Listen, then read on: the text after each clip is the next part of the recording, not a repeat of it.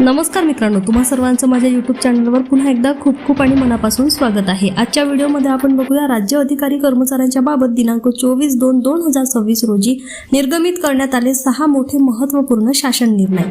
व्हिडिओला सुरुवात करण्याअगोदर तुम्हाला एक विनंती, चॅनलवर पहिल्यांदाच भेट देत असाल तर चॅनलला सबस्क्राइब करा आणि व्हिडिओला एक लाईक करायला विसरू नका। चला तर मग सुरू करूया आजच्या व्हिडिओला।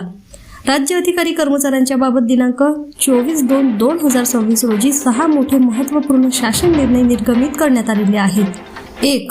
वेतन भत्ते निधी वितरण।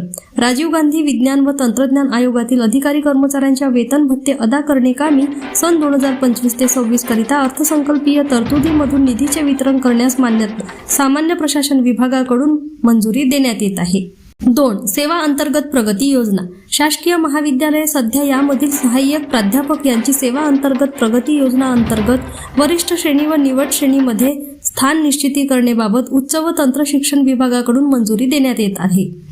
3. पदोन्नती। भूविज्ञान व खनिकर्म संचालनालय नागपूर यांच्या आस्थापनेवरील भूवैज्ञानिक या संवर्गातून वरिष्ठ भूवैज्ञानिक या संवर्गात पदोन्नतीने पदस्थापना देण्याबाबत उद्योग, ऊर्जा, कामगार व खनिकर्म विभाग मार्फत मंजुरी देण्यात येत आहे। सेवा शुल्क वसुलीबाबत। कर्तव्यस्थानी दिलेल्या शासकीय निवासस्थानाच्या सेवा शुल्क वसुलीबाबत सार्वजनिक बांधकाम विभाग मार्फत मंजुरी देण्यात येत आहे। 5. सहाय्यक अनुदाने।